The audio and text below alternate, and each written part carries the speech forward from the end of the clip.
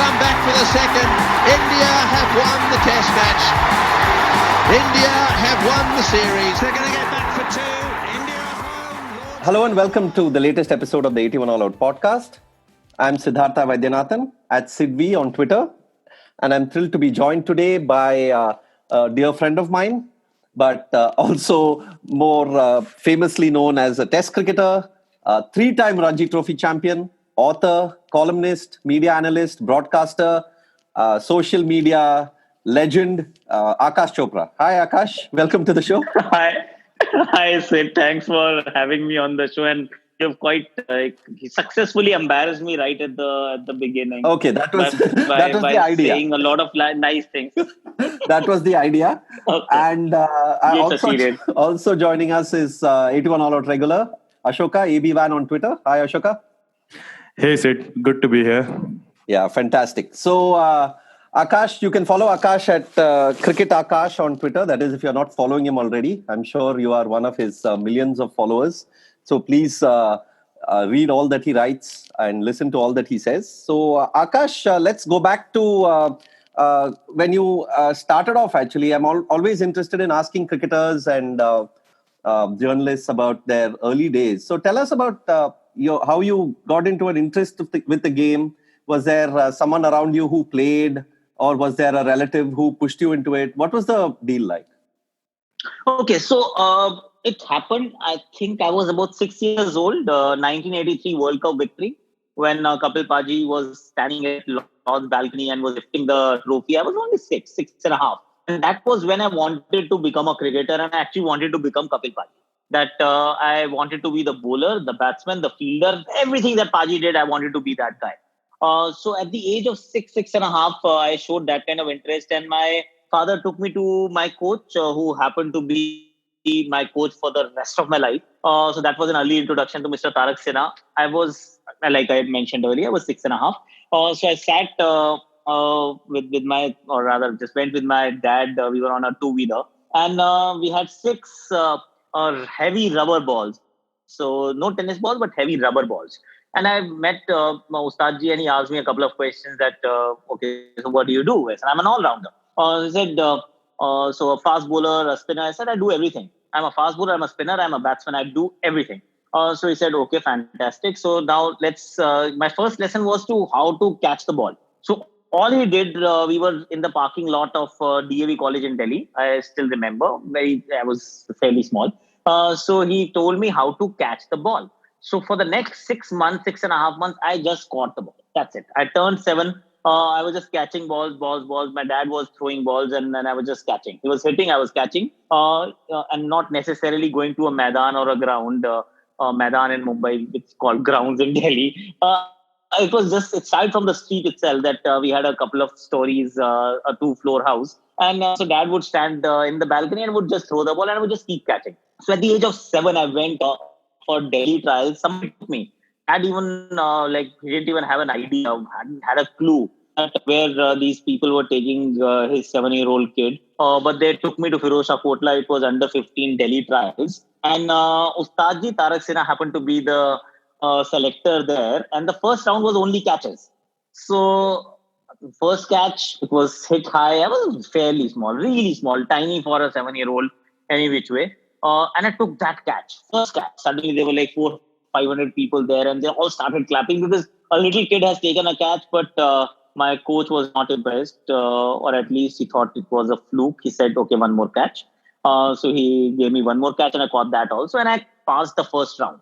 Now, this was bizarre. Then that was the only trial on day one. They were eliminating a lot of kids based on how they took catches. And I passed that round. I went back the next day, and my dad realized that this is like a 7-year-old kid cannot be playing for Delhi under 15. So where are they taking my kid? Again, 2 days ago, as if day one was not enough. So that was when I was there. I was almost stumps high. So a couple of balls went over my head. I was there in the net for 3 balls. I didn't play a single one. Didn't touch at least. And coach called me out and he said to come back after 2 years. And I was quite stubborn. I went back after 2 years.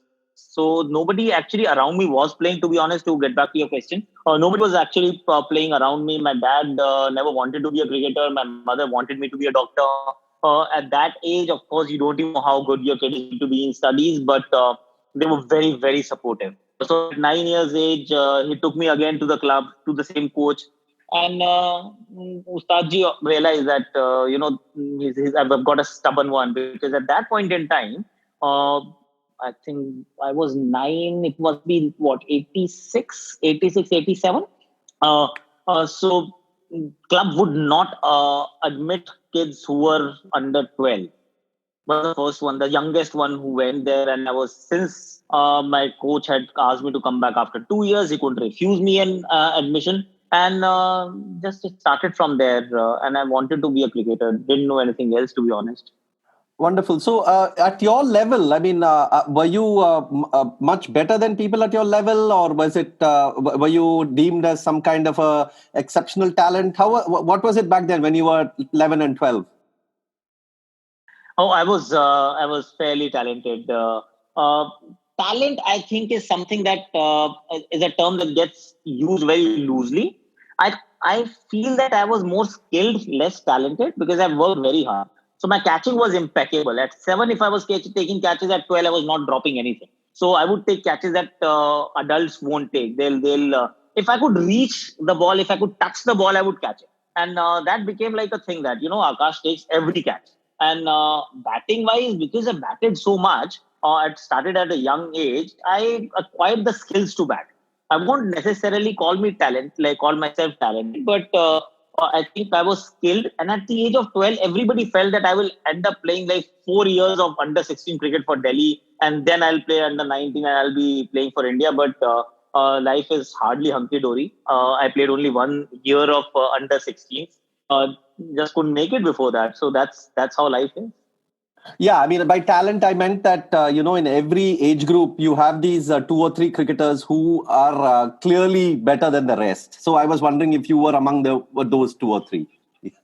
I was actually, Sid. So I was one of those kids who could bat, who could score runs, who could catch, who could field. I was hardly a bowler, but I could also bowl a little. I was bowling a little.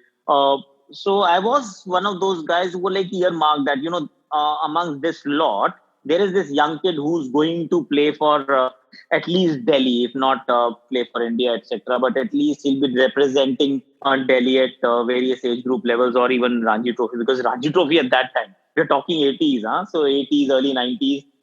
Delhi's team, a lot of people believe that playing for Delhi was tougher than playing for India.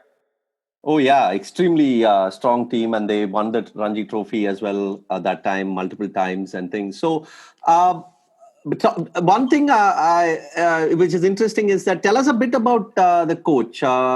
Because he of course is a legend in Delhi cricket circles, but I feel that he should be known much wider, and there should actually be books and documentaries about him, because the number of cricketers that have come through his tutelage is amazing. I mean, so tell us about Mr. Sinha. What you have said is absolutely right. You've hit the nail on its head.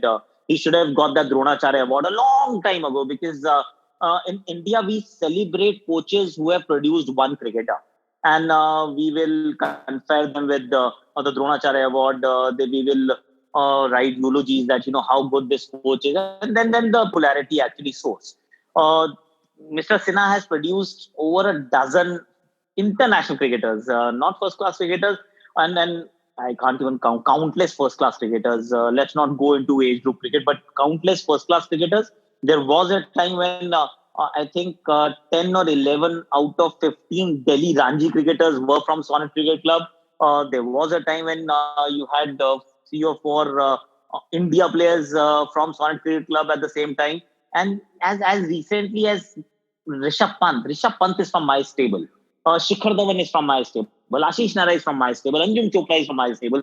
There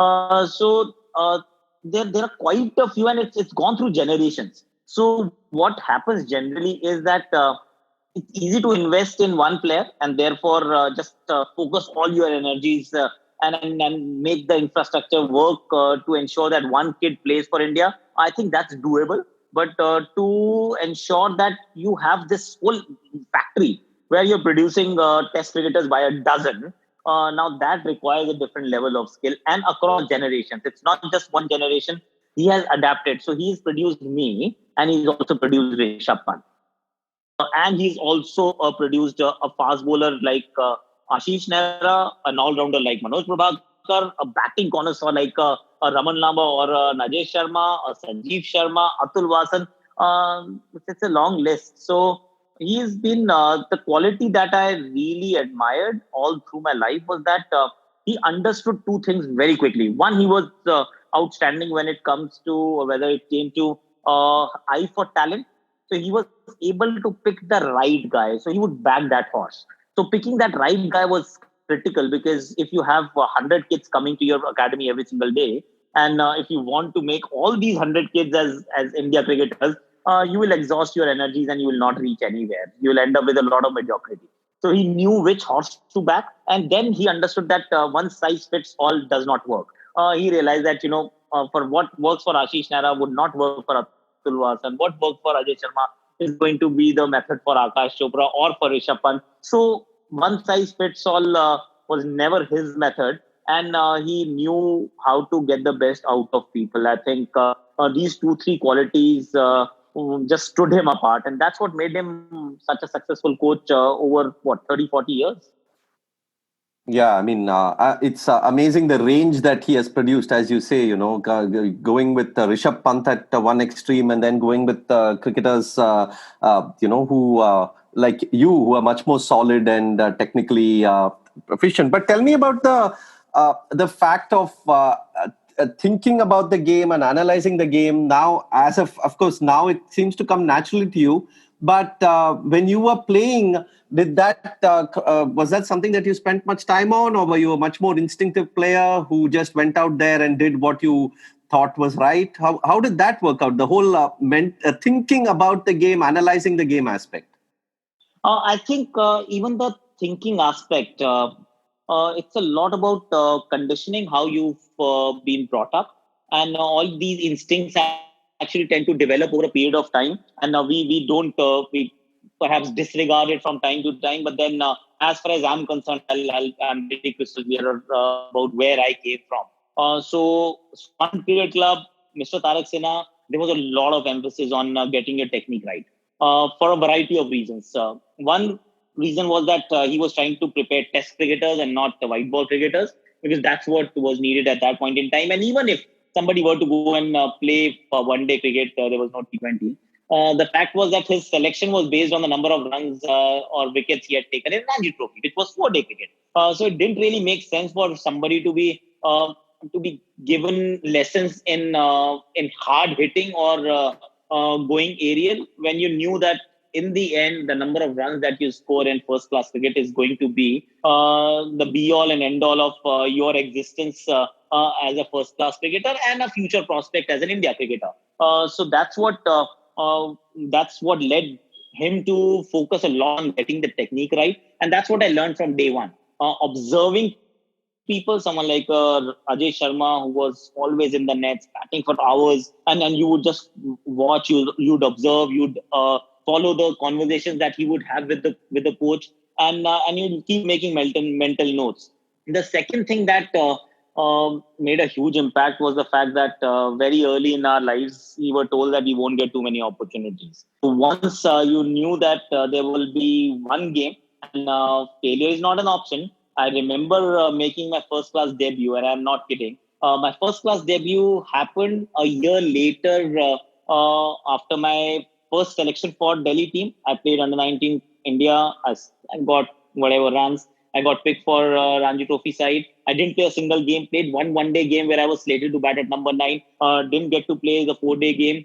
Field day, took few catches, got dropped, and was sent back to play under 19 cricket.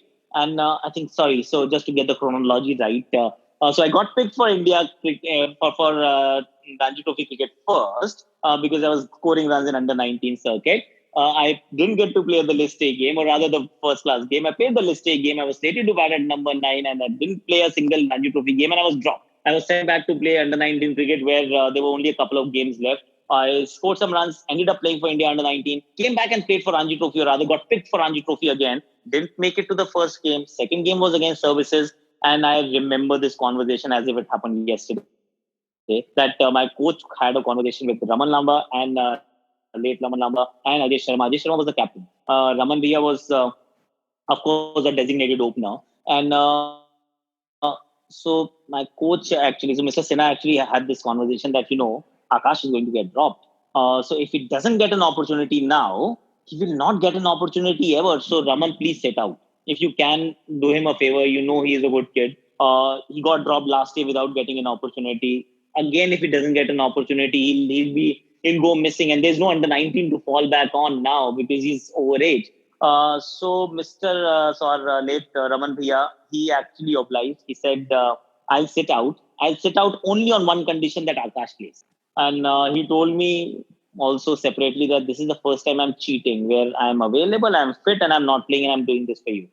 Because I see you as the future of Delhi, and I expect you to score runs. But I knew that if you are going to play in place of Raman Lamba, Ashu Dani was also asked to sit out so that another young opener could be given an opportunity. What were the chances of me getting another game when these two star walls were sitting outside? This game was against Services, but the next game was against Punjab. So writing was pretty clear on the wall that if you were to make it, you got to score runs. And to score runs, the best possible way, conceivable way is to get your technique watertight so that you don't make mistakes. You don't get out easily. And fortunately, I got a century on my debut, and I played the following game as well, because it's difficult to drop someone who scored a century in his first class game. So as a club cricketer, I would go and actually smash fours, and I wouldn't hit sixes, but my strike rate would be really high. We would play a lot of 40 over cricket, and I was one of the highest run scorers there, but very good looking 40, 50, 60, 70, not a lot of hundreds. And my coach would say, fantastic, man, you've done a good job. You'll play well for Sonnet Cricket Club, but unfortunately, you will never play for India. And you will not be a successful Delhi cricketer. I said, this is not right? I'm scoring runs, and this is what my coach has to tell me. He said, because you're taking too many chances. If you keep hitting fours, you'll get out. So you have to get your technique watertight, because the day you get an opportunity, that will be the only opportunity. Don't let it pass, and it can only happen if you're technically correct.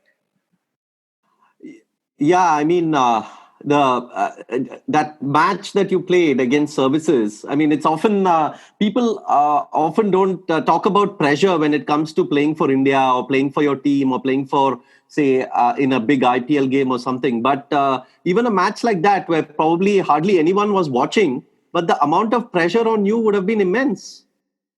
Absolutely. I knew that this is my first and perhaps the last first class game. And there was no 20 under 25. There was nothing to fall back on. There was only 40 over cricket that was there in Delhi cricket, like the hot weather tournaments and the other few tournaments. But there hardly anything. Making it into the Ranji Trophy team is just the first step. You want to play for India. So if you goof up now, if you mess up now, there's very little chance that you'll make it back, because I do remember, I remembered at that time that last year I got picked. I did not get to bat in that list A game. I fielded, I took some spectacular catches. I'm sorry for blowing my own trumpet, but some catches were really nice. And then I got dropped, and I actually reached Firozshah Kotla. I didn't know that I was dropped. I reached Firozshah Kotla only to be told that, you're not a part of the team. Thank you very much. The team has been picked last night, and you are not no longer a part of this team. So if you want to be a part of this training session, you can stand on the nets, like in the net somewhere. You will not get to bat or bowl. You don't bowl, but you don't get to bat. And sorry, so from tomorrow we won't see you. Now that can be very heartbreaking for an 18, 19-year-old kid, and it's quite impressionable age as well, where it just hits you very hard.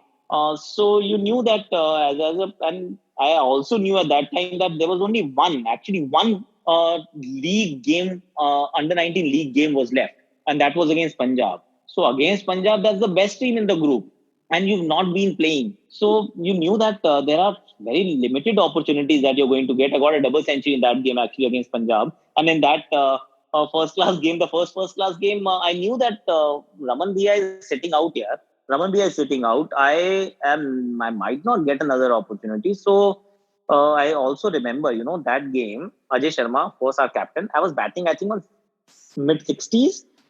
So I hit a ball towards point, I hit the shot and I said no. But Ajay actually ran. Now he wanted a single. I refused. I didn't run. And he couldn't get back. And it was certain if I had run, I would have gotten out. But I decided not to run.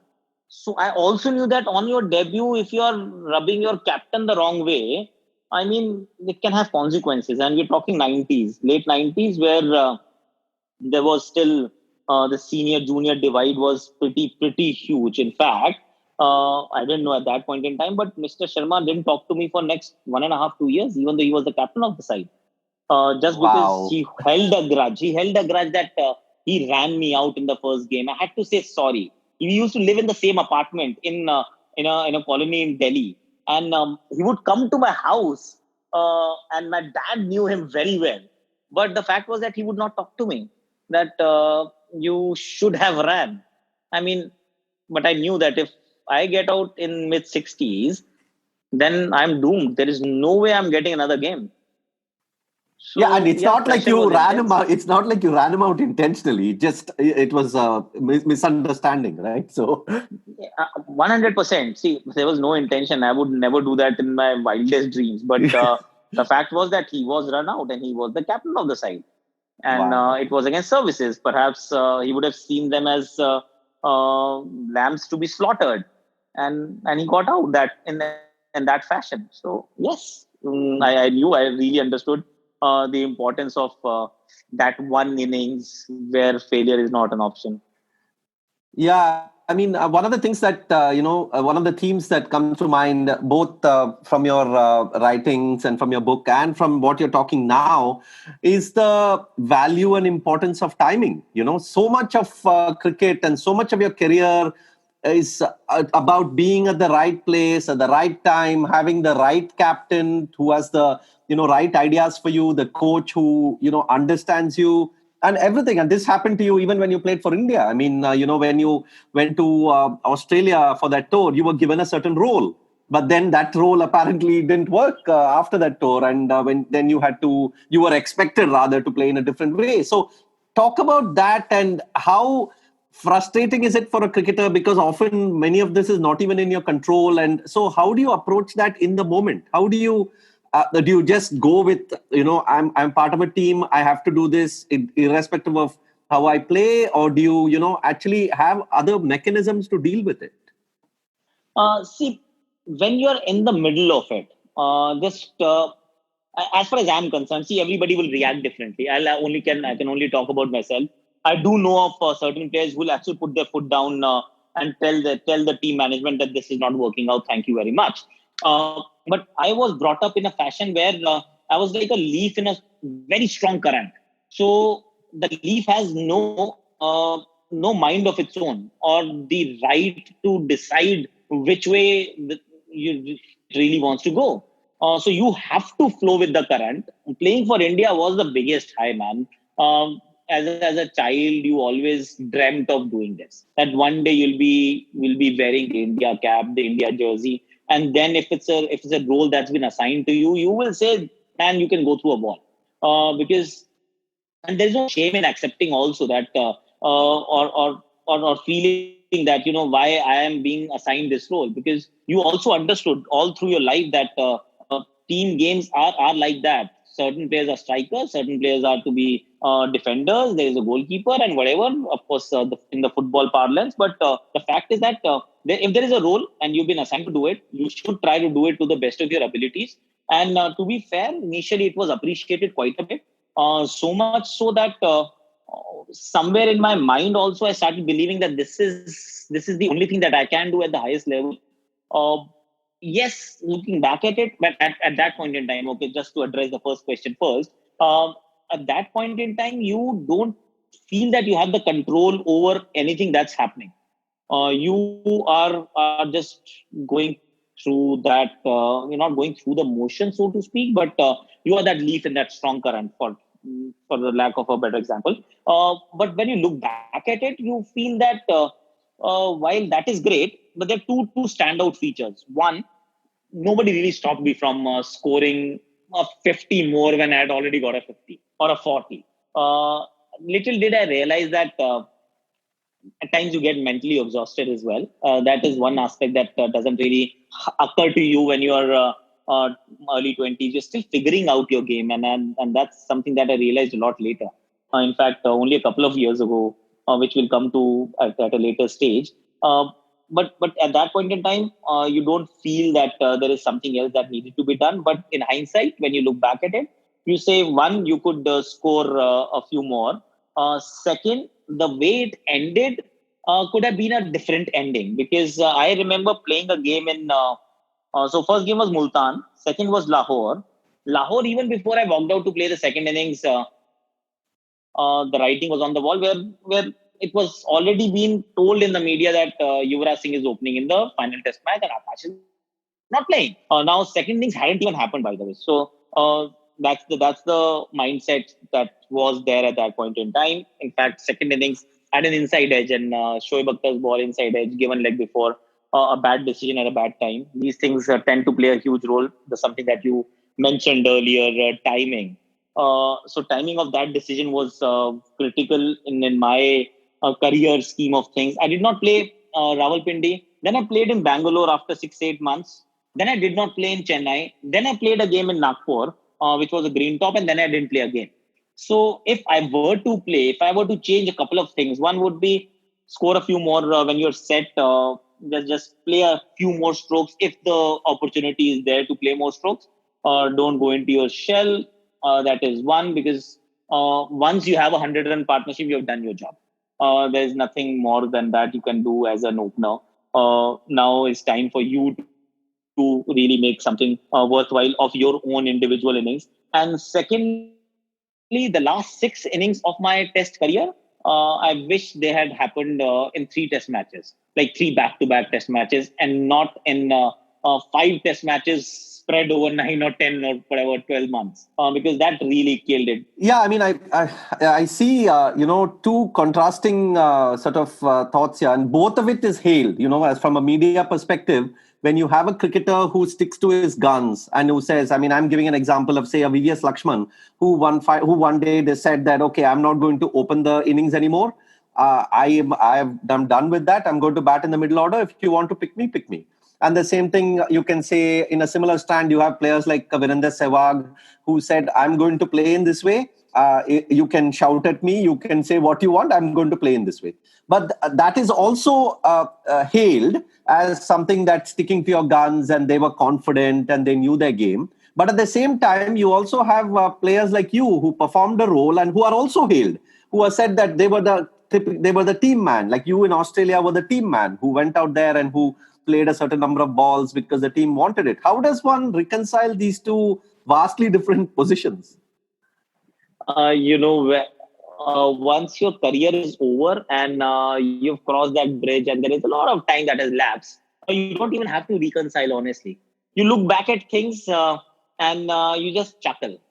Because, see, I do know that whatever little I did was appreciated, was acknowledged. Even till date, there is talk about it that, there were these two openers who went and did well and they had these 100 runs partnerships back, like, I think twice in Australia, once in Pakistan, and they were ideal foil to each other and all of that. To be fair, I scored only 437 international runs. It's not that I've scored like 4,000.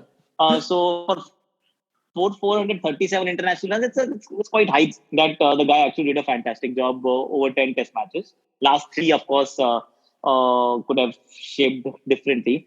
But then, see, everybody's at a different position in their careers. So VVS Lakshman had already scored a test century. So he was promoted to open in Sydney and he played one of the finest knocks by an Indian on Australian soil at that point in time, even till date, to be fair. And then over a period of time, he realized that this is not something that I'm comfortable doing. And once you've scored a century or once you've scored some runs, I think you get certain amount of leeway that, now your voice will be heard a little more. In terms of Viru, what happened with Viru was that he scored a century on his debut. And that was batting at number 5 or 6 in I think, Bloemfontein. South Africa, yeah. South Africa. Yeah, Bloemfontein, South Africa. And then when he was asked to open, he did say that, what if I fail? So sort of categorically told him that, your place in the middle order is secure. Don't worry. We'll not drop you just because you failed as an opener. So you go and play the way you play, and that's what we want. Now, things worked out beautifully. It's great. And Viru has been an exceptional player, let's be honest. And so has been VVS Lakshman. And we're talking about great players. And they will be hailed for all the right reasons, that they should be hailed for the kind of stuff that they have done, Viru, VVS. If I am getting hailed, I'll say it's phenomenal, man. I'll take it as count your blessings that you were there, maybe right player, right time, right guy, did something right, and things worked out all right. So looking back at it, there are very few regrets in life, is what I feel, if you're genuinely happy and busy in what you're doing post your playing days. Yeah. So, Ashoka, you have a question? Yeah. So I was actually listening to Akash and I was like thinking, so if it is mostly about the right place at the right time, and to use a parlance saying that all stars align, but we also hear about this narrative of people working hard in the lower age groups and coming up the ranks, and we know that they are earmarked for a certain level, say a Ranji Trophy level or for an India level. So reconciling both of these, it looks to me that the initial hard work that you put in gets you to a certain level, let's say a Ranji Trophy or knocking the doors of the Indian team. But after that, it is mostly the set of circumstances that let you be the player that you are. Is that a right assessment of what I'm? Because from outside it looks very fascinating. See, you say at one point there is hard work, and at another point it's largely, say, luck. So, see, hard work is going to play a role. That you're absolutely right. But then it's not just the set of circumstances that you find yourself into, or and therefore you react a certain way because there is no other way that you've been conditioned to react. So conditioning is a part of the whole setup, that you play a certain brand of cricket, you become a certain kind of individual, you start thinking a certain way, and therefore you start playing a certain way. So it's not that when I was assigned a role, I was always batting like Sehwag, and I was suddenly told to bat like Aakash. Aakash always batted like Aakash. It was very close to what I was capable of. Of course, I took it too seriously, and opposition was not even allowing me to score freely. Let's be fair, it was Australia, so you won't get a bad ball for a while. Like, it could be a session that you haven't been given a half volley, and you've not really been adventurous enough to cut and pull. So your scoring options were very limited. But then when you talk about is it only about circumstances? I strongly feel, and something that I mentioned earlier, that it takes time for you to understand your game and what makes you tick, and where and how you actually accumulate runs. When I played for India, I had no idea. And it happens with a lot of us. When we play for India, we play because we have scored X number of runs in first class cricket. And therefore, it is assumed and believed that they know how to score runs. Of course, we know how to score runs, so to speak, but we don't really know our game that well. And that's what happened with me as well. But so I understood my game a lot later. And if I had played, say, for India, my first game for India was in 2007 or 8. Oh, I would have been a much better player. I would have scored at least a century or two in the first series itself, because I had got those stats, I'd got to 50s. There was no reason I was not scoring a century. Maybe a big one, 150 for all I knew, or a double century. Because that at that point in time in my life, I had understood my game side. And when I played for India, I was still, I was not sure. I had no idea. And that's what I understood like only 3 years ago. Because VVS asked me this question, that when you played for India, did you know how to score runs? I said, now that you've asked me this question, no, I didn't. I didn't. And he said it happened with me as well. It was only after he scored a century in Sydney that he understood his game, that how to score runs. It happened with him like really early in his international career. Unfortunately, it didn't happen for me in my international career because it got over soon. So one other question is that does that is there a large step up from Ranji level to the international level? That is obvious, but how large is it that that a player is very comfortable scoring tons of runs in Ranji, whereas once he steps up to the international level, there is suddenly doubts about the scoring runs and keeping his place. So it is a step up. I won't deny that it's not a step up, but it also depends on who you are playing and where you are playing. So when I played against New Zealand at home, I did not feel that there was a huge step up and something that I needed to really work on. I thought run scoring against New Zealand, against an international team, in these set of circumstances, these conditions, was all right. I could do it. I could do it time and again. But when you went to Australia and that was your first ever tour to Australia, and suddenly you are up against a quality bowling attack and on a completely different pitches, then you realize that, oh, it is a huge step up. So it also matters. I think the longevity of your career will also matter on a couple of crucial things. One is how you start, who you play against. And secondly, first is, of course, so first is how you start and who you play. And secondly, that how lucky you are in terms of just getting the right things. And I ended up against Australia and against Pakistan. So I learned it the hard way that I was still getting found out.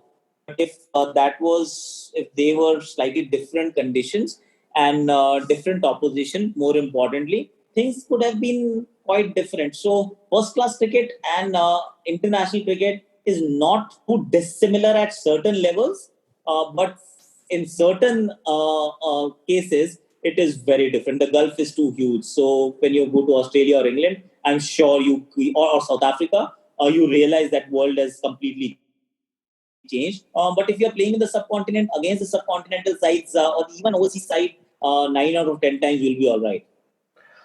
So one of the points that strikes me, and we should bring this up at this time, is you spoke about how it was much later than you understood your game, and it was around then when you made your debut that also a number of cricketers from younger cricketers were coming into the Indian team. People who hadn't even some of them hadn't even played the Ranji Trophy, like somebody like Parthiv Patel made it to the Indian team before playing first class cricket, and then over time. There has been this hype and constant lookout for the young cricketers, the next big cricketer. If it's Prithvi Shaw or if it's anyone who is less than 20 who is doing really well. I mean, now Shubman Gill comes to mind. They are now hailed as the next big thing. But how reasonable is that when you take into the fact that there are exceptions, of course, but that many of the cricketers probably are still figuring out their games. It's the curse of Sachin Tendulkar. I mean, that's the best thing to have happened to Indian cricket and to world cricket at a certain level as well, because of what he's done as a player. He's set benchmarks. He's been absolutely phenomenal. Somebody that all of us have looked up to. But the moment we saw a 15-year-old kid good enough to play for India and do things that he could do, there was an obsession, and that obsession it's still not over. It's still there. The moment we see a young cricketer, the first image that flashes in our mind is of Sachin Tendulkar, the young Sachin Tendulkar walking out to bat and conquering the world. There is a certain amount of romanticism attached to a young kid doing the kind of things that Sachin could do. But the fact is that a lot of us are not equipped to do it. One, technically, skillfully, but more importantly, temperamentally. So a lot of us are not actually ready. We're definitely not ready at 17, 18, 19 to do the kind of things that we, in fact, forget Sachin Tendulkar for the time being.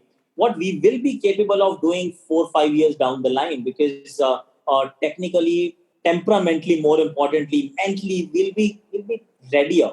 But this is that obsession that takes over.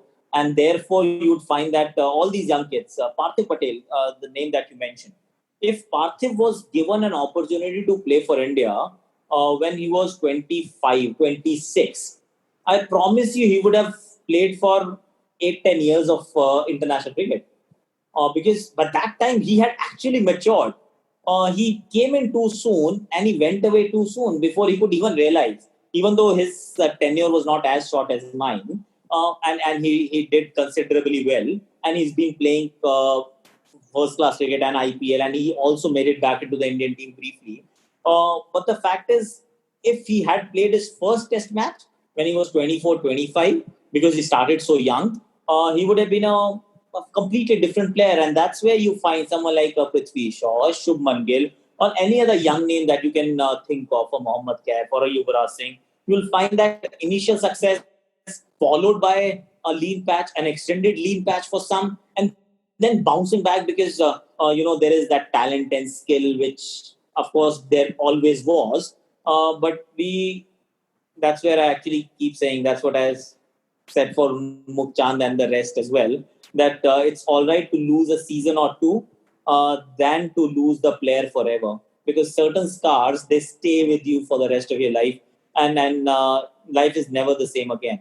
So I really hope for these young kids that when they are thrown into the deep end, of course, it's not their own choice. They cannot actually decide for themselves that we are not ready, and then it will be blasphemous to even think that as a sportsman that you're not ready. But the fact is, most of us are not ready at the age of 17, 18, 19. Yeah, I think it's an expectation of the length of the career as well. I mean, as you said, once Sachin Tendulkar came in and then he played for 20 plus years, it was almost like you pick somebody who is less than 20 and then they play for you for 15, 20 years.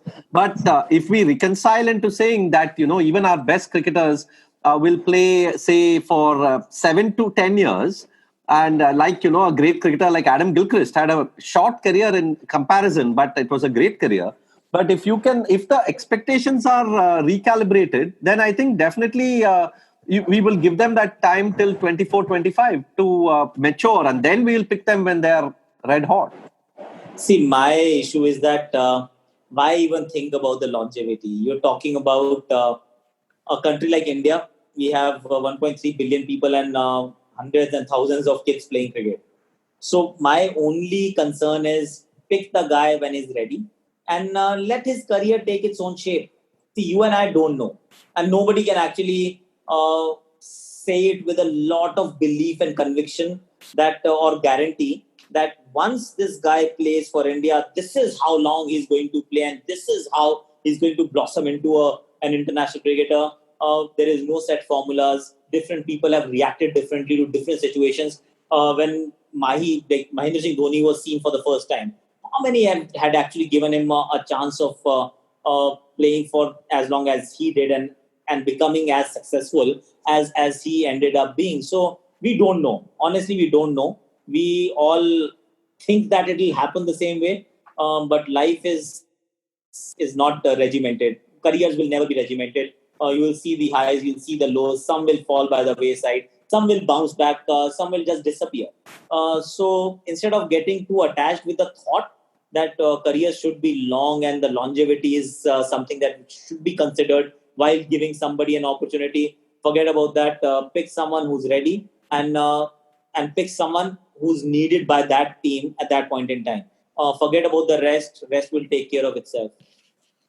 Absolutely. I think this is a wise and a mature Aakash talking. But I wonder how Aakash Chopra would have responded to the same question in 2005, when I think you were undergoing quite a tumultuous time to get back into the team, but whatever you were doing was not working.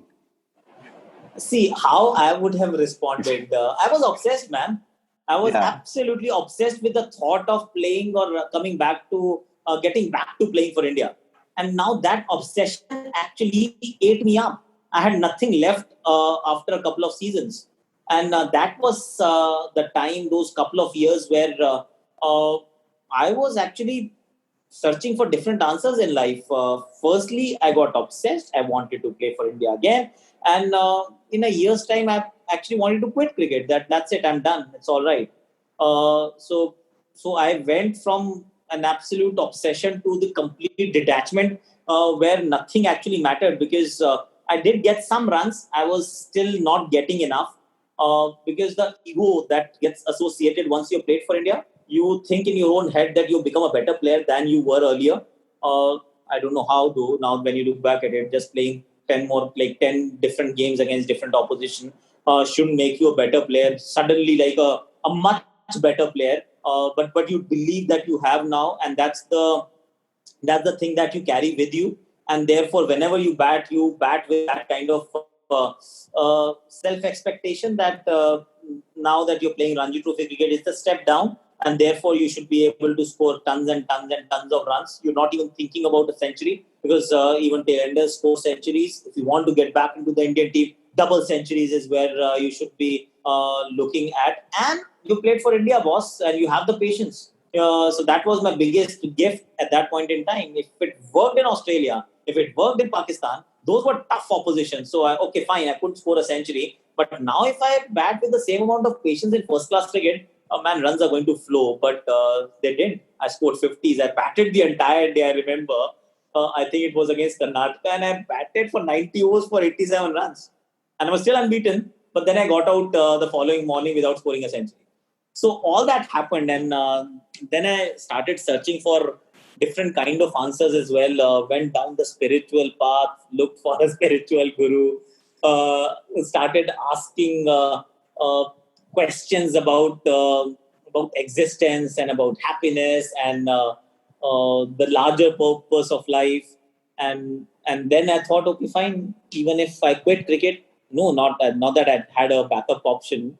Flourishing business to fall back on. But I wanted to quit cricket. That's all right, yeah, it's fine. I can give up cricket and it's not going to change the world because it's all right. Playing for India hasn't given me the kind of happiness I thought it will.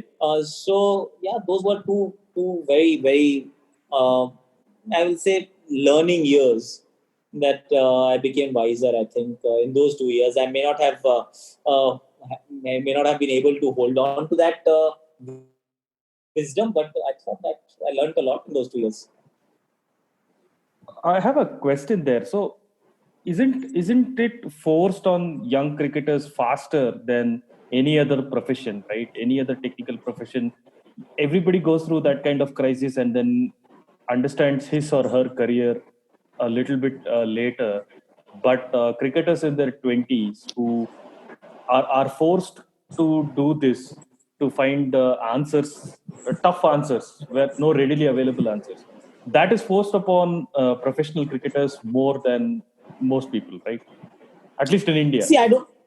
I can't speak for other athletes. I'm pretty sure that they go through similar kind of upheavals as well. Maybe a lot more because their challenges, their struggles are a lot different from what we cricketers face. It's still the most popular sport in India. It is still followed well. If you played for India, there is a career that might just be possible after you're done playing cricket. But right, these questions is again, a lot of people will react differently, Ashok. So sometimes people react and then they start looking for answers. Some just react differently. So I don't know that everybody actually goes through the same set of emotions. And not necessarily every single time it will trigger the same chain of events. I can only speak for myself, yes, but then what you are hinting at is also not incorrect, that it can have mental issues also, that you're trying to deal with a lot of stuff that you're not capable of.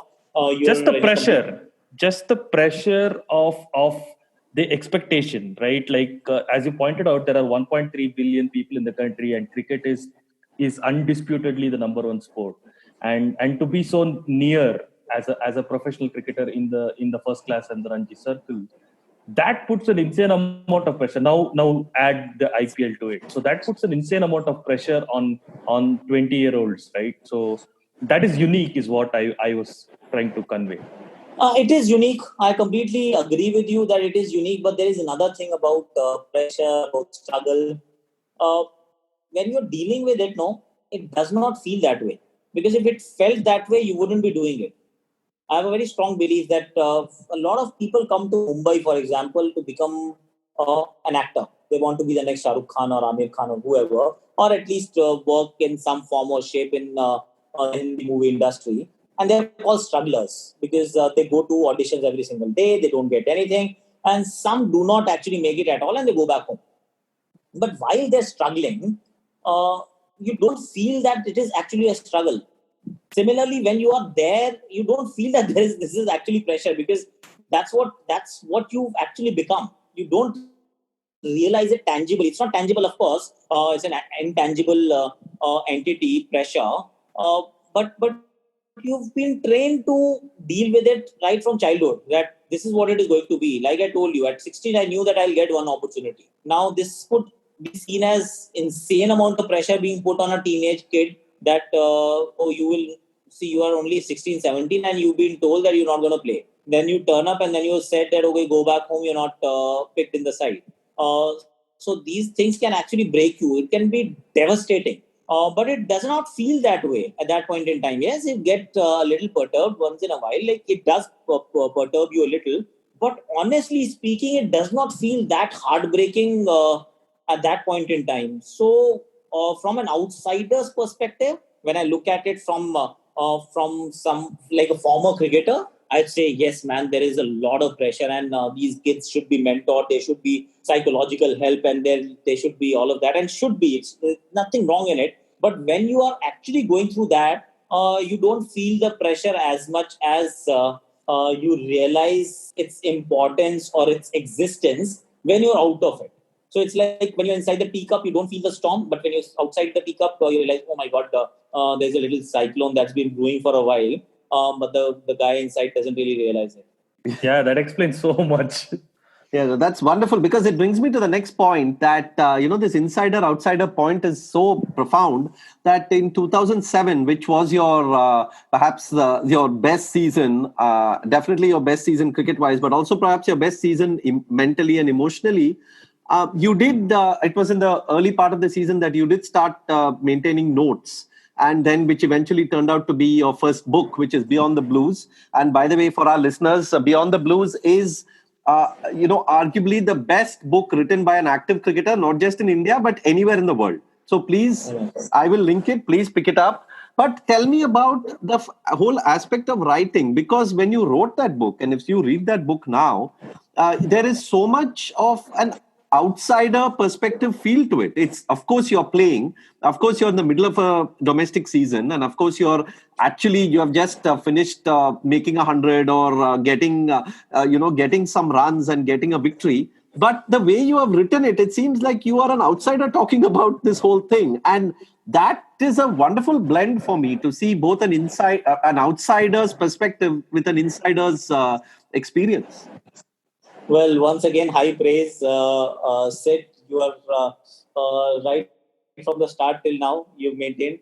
You have to embarrass me, but it's okay. So the fact is that so a lot of our listeners won't know that it actually happened. The seeds of that book were sown at the Old Trafford ground in Manchester, where Sidvi and I actually sat and watched India play against England. That was 07 India's tour to England, and you didn't even tell me at that point in time that you told me about Ed Smith's book, but you did not tell me that was your intent was that because Ed Smith went on to play for England the same season I wrote the book, you thought that similar fate might follow me as well. It almost did, to be fair. 2007 was a fantastic season. 07-08, Delhi won the Ranji Trophy. I started maintaining a diary. I tried to be as honest as I was. As I could possibly be with my emotions. I was just penning down everything that was coming to my mind. And now when you're saying it's like an outsider's perspective, maybe it was because once you played for India, your perspective changes about a lot of things. You start seeing things differently. When you're only a domestic cricketer and you've only known domestic cricket, you see things differently because you don't know otherwise. But now, once you've been at the top, you've experienced that, then you've gone to England and you experienced that also, though completely different set of experiences, you tend to see things differently. And that may have come across in the book. It was not intentionally written the way you have just described it, but it may have come across that way because I started believing my perspective had already changed. So once you are looking at things from a slightly different vantage point, they start looking different. So it's like looking at an elephant from a different angle every single time. So that it looks different. The animal is the same, but it looks different. Unless you put the entire picture together and it's the same elephant. But when you're looking at it from some right bottom angle, it looks like a different animal to you completely. So the vantage point, I think that allowed me to look at things from a different angle. But then, honestly speaking, I won't. If I were to write the book now, I wouldn't have written it the same way. The honesty and complete candidness. I think I went a step too far.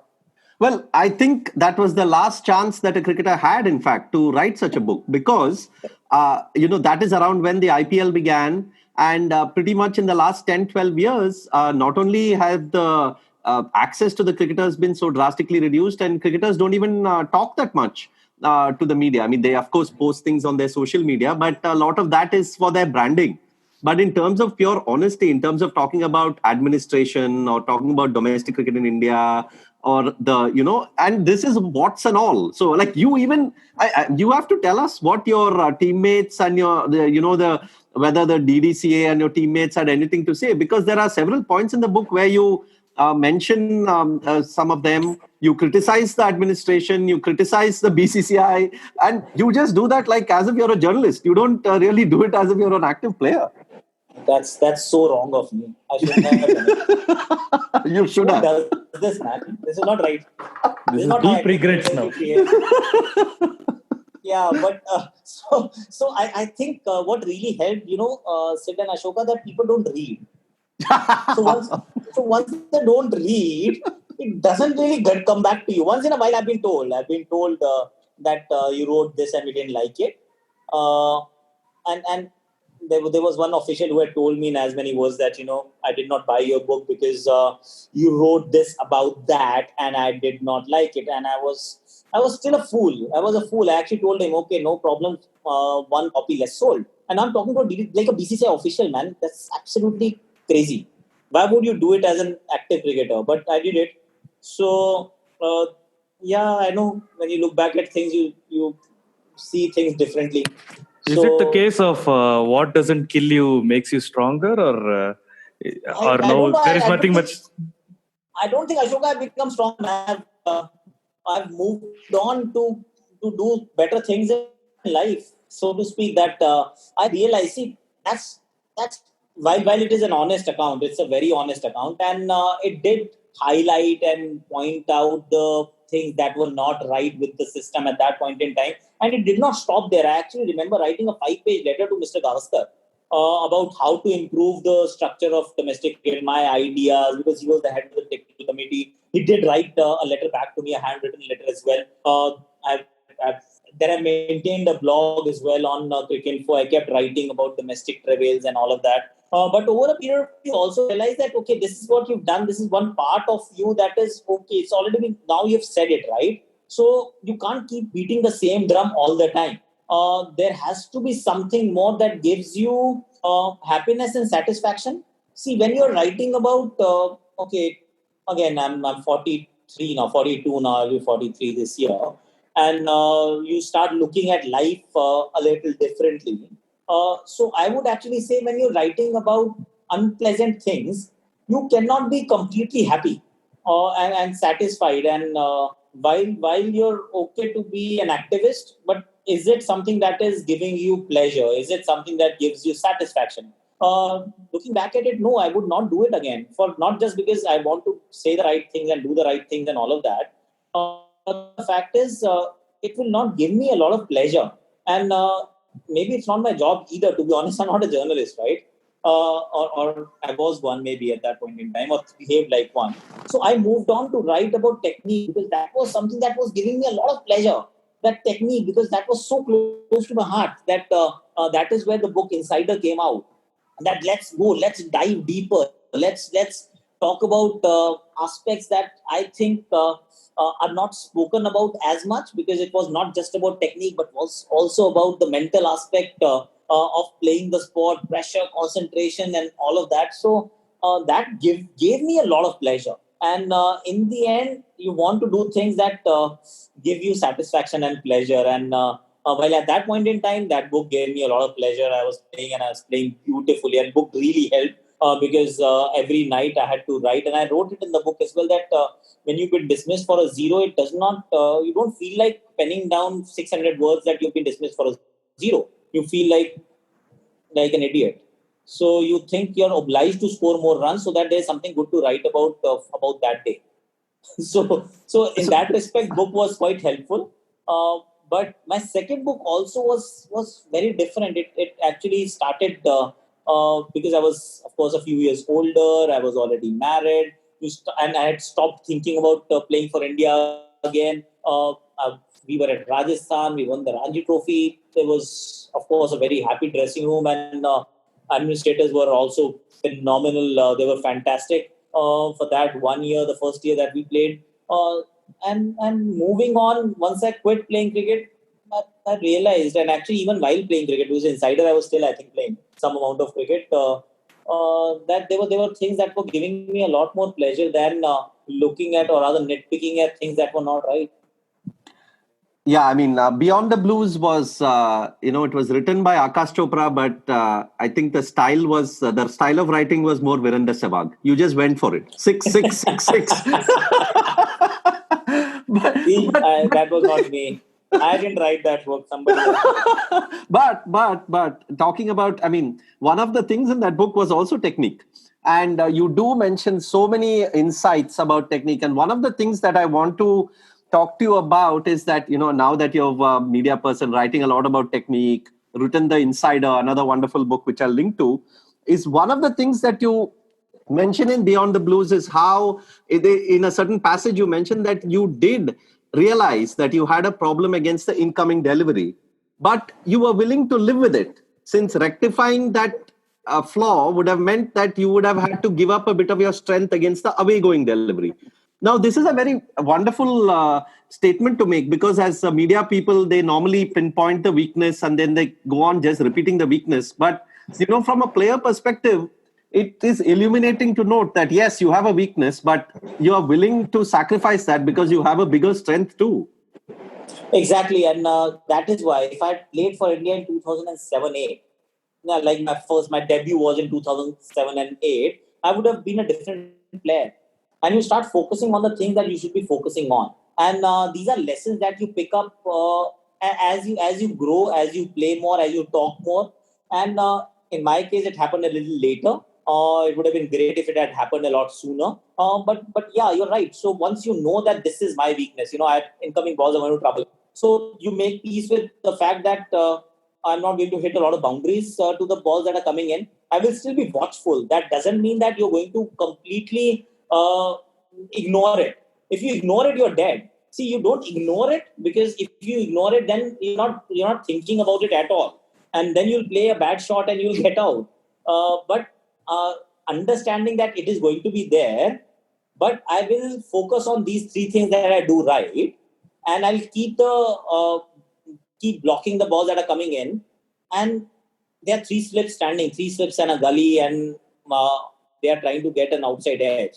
So they will come towards the offside. They can't just keep bowling within the stance, because if they do that, they're going to drift onto the pads and there'll be easy pickings. So once you understand those things, your response to deliveries, passages of play, it changes quite a bit. Yeah, you also do write in the book, because that was around the time when the IPL was just starting out, and you do write about your impressions of that. And of course, you write about your disappointment at not initially getting a team, and then about getting into KKR and all that. But 13 years down the line, in hindsight, both in terms of the cricketers that India is now producing, and in terms of the priorities of, you do mention there that you have a fear of whether players will want to sacrifice their technique for, just a certain style of play. In hindsight, what is your view on that? You feel that that the initial worries were a bit overblown, or do you feel we are yet to see those effects? Initially, my thoughts were that openers are going to get compromised. You will have a very different style of openers in Test match cricket, and it may not work because certain conditions are going to demand a certain kind of player, and those players will not be equipped to play T20 cricket, and therefore the turmoil and the constant struggle to find the right balance. See, in some cases it's still true.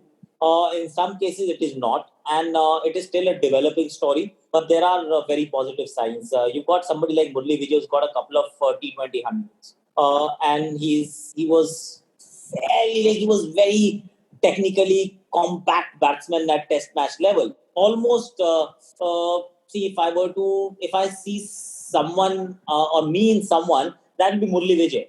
Knowing where his off stump is, very composed, very organized, and all of that. Of course, with a lot more, like a wider range of shots. But as an opener, I would associate myself. I would identify myself with a Murli Vijay of modern times. But then that doesn't mean that he was not a successful T20 player. KL Rahul, I think he's the best in that respect.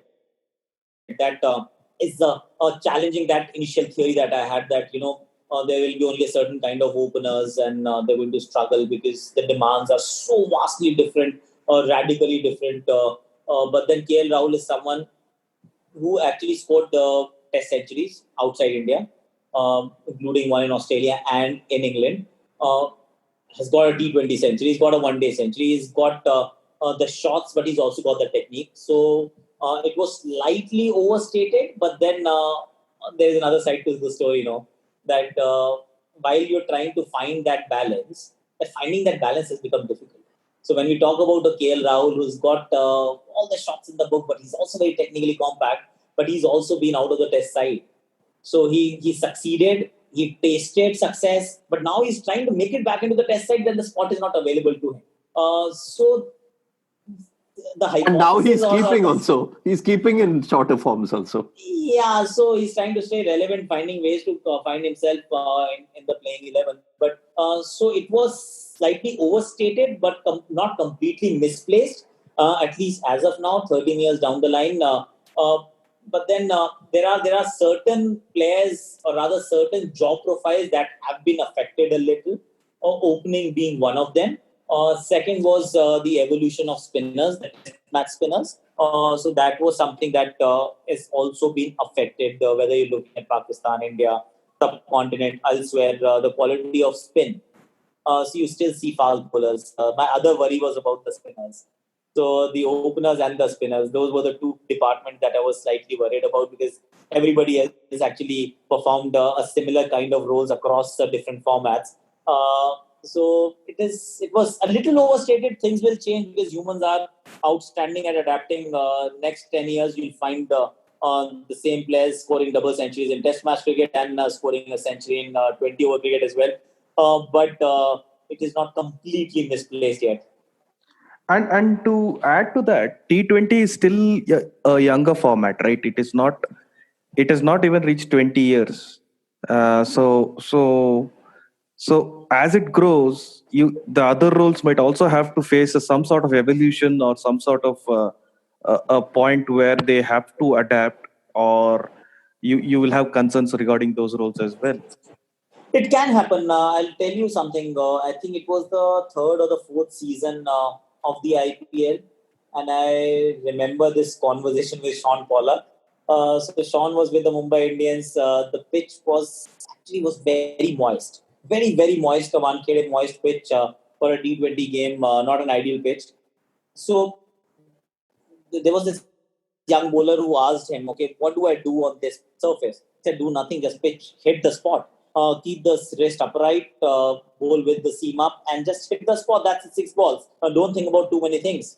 Couldn't do it because that was not his style of bowling anymore. He had gotten into variation so much, this young fast bowler, that he couldn't land 6 balls at the same or a similar kind of spot with the seam bowled upright. So yes, we will have horses for courses. We'll have players who would be designed for certain formats. But then, don't underestimate humanity, like humans. This race is very exciting. Yeah, and also one of the things that has also happened is the reverse effect. Is that of course now you have players like who we I think are increasingly slotting more as test player or short form player. So it's almost like if one excels in one format, we consider that he may not even fit into the other format. You have examples like that in the test players, but also in the other level, like Rishabh Pant.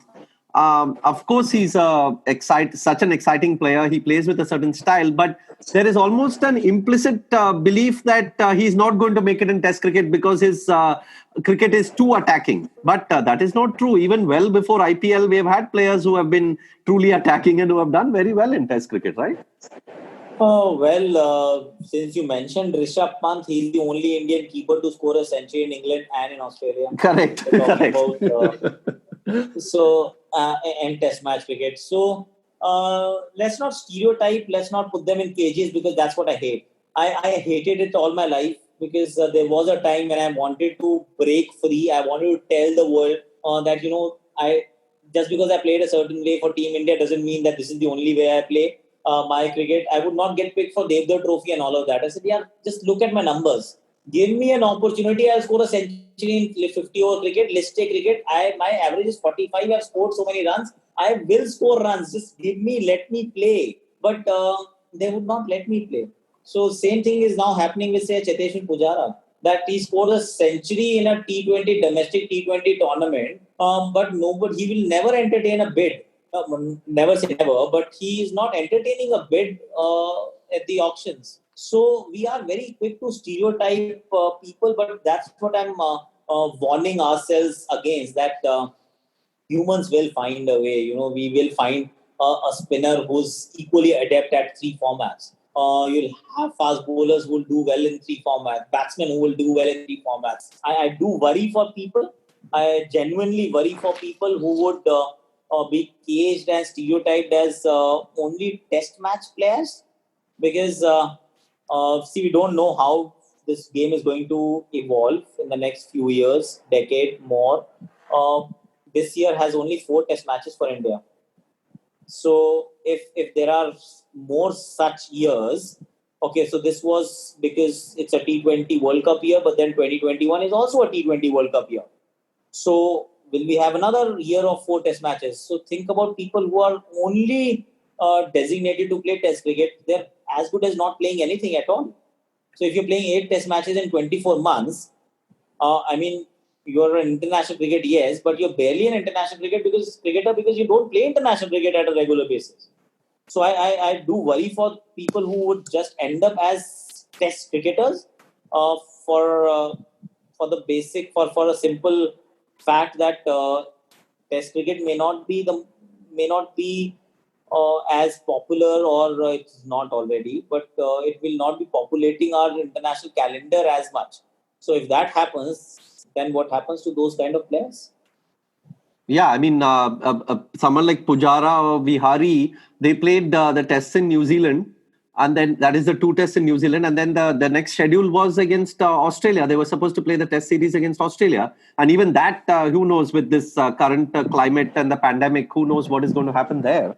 So yeah, it's a very disappointing situation, but let's come to your, we've taken a lot of your time. So I just want to wrap up a bit with the niche that you've developed post your career as this media person who writes insightfully about technique and also about, looking at cricket in general from the outside. Was there any point of time when you had to develop a filter, or when you had to basically find a way to criticize? Because I do remember in your early columns you were a little more unafraid, if I may use that word, but of late there has been a bit more of a cushion coming in. Is that conscious, or is that something that maybe you feel that you have to be a bit more empathetic, or what is the deal with that? Okay, so it is conscious. It is a very conscious decision to not start writing differently or start commenting differently. So I had, while those 05, 06 and later. So 05, 06, when I was searching for answers. So there is an uncle of mine who's a psychiatrist. And he's also into spirituality, and I find him very enlightened. So I had this conversation with him, I think, a few years ago. I don't really recall which year. And there was this constant thing that I've been very critical, extremely critical of a lot of things, players, techniques, this, that, blah, blah. And I had this conversation where he said, being critical is absolutely fine because your job is to voice your opinion. But then there is always another way. There is always another way to present your case. And as you grow older, said than Ashoka, you also realize that there's always another side to the story. So when you're trying to articulate a thought, so while your thought is the most important thought, that this is the right way, my way or the highway works for somebody, or rather for a lot of people when they're in teens and their early 20s and maybe early 30s. But when you are on the other side of 40, you realize that it's not always white and black. There are areas of gray, and there is also another way of looking at things. So what I developed over time was a different way of telling the same story, but also presenting as many sides as possible of the same argument. While I say that, I would still say very firmly that this is what my belief is, but I can perhaps understand where this thought is coming from. So I feel that the team should be playing KL Rahul as an opener, for example, just for a lack of a better example. But I would say that, team is in a very precarious situation now, where they've given Shikhar Dhawan 4 chances because Rohit Sharma was not well, and then KL Rahul got injured. But Shikhar Dhawan ended up opening for 5 matches, and now he scored runs. While I'm maintaining this, that KL Rahul should open and he should not be penalized for something that for being so good at number 5 and all of that, but I must also sympathize with the fact that it's not easy to drop Shikhar Dhawan. So I don't have to take that decision. Does not make me like I know it all and sit on the high horse and take that decision, because I don't have to take it. I don't have to tell Shikhar Dhawan that, sorry boss, I really don't need you. But the fact is that I'll need him 6 months later in one-day format. Or he served cricket, like international cricket, Indian cricket, for such a long time. And in all fairness, if he's been given 5 chances and he's done well, how can you, what logic is it to drop him unceremoniously? So then you're trying to figure out the right balance. So I don't know how it comes across the articles. I've got no idea. You'll be in a better position to tell, but I do try to say what I want to say as emphatically as possible. But I do also try to present there are 2 more cases that may have had an impact on the way things have happened, and I'm a bit more understanding in that respect. But to answer your first question, have I set filters? Am I being diplomatic? I've not been diplomatic, but I've been more understanding, if that makes sense. Absolutely. I think it comes across as somebody who has been there, who has faced the struggles, who has understood that there are different sides to the story. And these days, it is very easy to get into, a very aggressive frame of mind, because on social media and things, that's what builds a following, whether it's a following for you or against you. If you have a very strong opinion, then you invariably all your posts are widely shared or widely criticized. But I think you have sort of found a way to say things firmly and yet to bring in all the aspects to it. Yeah. So I'm actually very, I admire that how you have evolved over the years to reach this position. And I look forward to all your articles as always. So the last question I have here is that, a cricketer, a young boy or girl, 16, 17 years old, looking forward to, play for many years, whether it's IPL or India, whatever. What is the one thing that Aakash Chopra would tell them? Okay, the one lesson that I learned in 2006, I think. This was a test match where Anil took his 500th wicket against England at Mohali. Yeah. So that was when I got a very important lesson about life cricket, and that was because I scheduled a meeting with Mike Atherton, by the way. So he was my idol as an opener while growing up. So when I was going through my own struggles, I wrote to him, sought appointment, went from Delhi, drove down, met him. He gave me about 10-15 minutes in the commentary box. He asked me a couple of questions. One being that, are you enjoying batting? And I wanted to say yes, but I said no because I was not. So he said, but see, that's the point, that why did you play the game? So when we are actually, when we pick up the bat and the ball and then we start playing, we play for the sheer joy of play. Over a period of time, what happens is that we compromise on that whole feeling. We forget why we played the sport. We get so obsessed, involved with goals, with the targets, with making it to the team, then scoring runs and this and that. Everything else takes over and takes control of your being, that you don't enjoy actually putting bat to ball. That sound of ball hitting the bat, however philosophical it may sound right now and cliche, the fact is that's the very reason of you picking the bat in the first place. So don't forget that. Whatever else has to happen will happen, but the joy of playing should never be compromised at any cost. So that is my only learning from life, that don't let your passion die just because you're focusing on goals. Goals will come and go. Goals will keep changing. That's the problem with us humans. That the day I got picked for India, I thought I need to play. So I was very happy for about half an hour, and then I said, okay, I need to score a century, and I need to play 100 Test matches. And I'm pretty sure whoever played the 100th Test match also thought of now playing 150. 150 wanted to get to 200, and so on and so forth. And that happens with all of us when we grow up. We want to pass 10th exam and then the 12th and then the college and get into the college and then the job, and it's an endless rat race that we get completely engrossed in.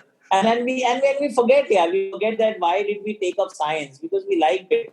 I wanted to be an engineer because I loved what I did. Then it becomes like a mundane, and it becomes a burden that you carry. So that's the only thing that I would tell a cricketer, a professional, anyone, whatever you're doing, just don't forget why you started doing the same thing. And if you can keep it alive, you're sorted, man. It's interesting you bring up Atherton, because I think Mike Atherton are also once written that, as a breed of openers, somebody had asked him, how did you develop that method of thinking so much about the game? And he said, as an opener, when you get out early, you have the whole day to think about your dismissal. Nothing else to do. The other thing that he told me was that as an opener, you'll get a good ball. Make peace with it. You will get a good ball. You will get out. Don't overanalyze it. It's all right to get out. So that was the other thing. There were two things that he told me. One was this joy, and the second was, as an opener, it's all right to get out. You will get a good ball. It's okay. Oh, fantastic. Yeah, that's, I think, both lovely points, and I'm glad it helped you out. And thank you. Thank you so much, Aakash, for joining us and sparing some time. Thank you so much, guys. It's been a pleasure. Absolutely wonderful chatting with you guys. One is sitting in Seattle, the other in Bangalore. So it's a three-way conversation. Internet has made that. Yeah. So at least with us, it is even one more city. One guy in Singapore is there. So if he joins, it will be like a multi-destination podcast. Fantastic. Add a few more countries, it will become a pandemic. India have won the series. They're going to get back for two. India home. Lords goes wild.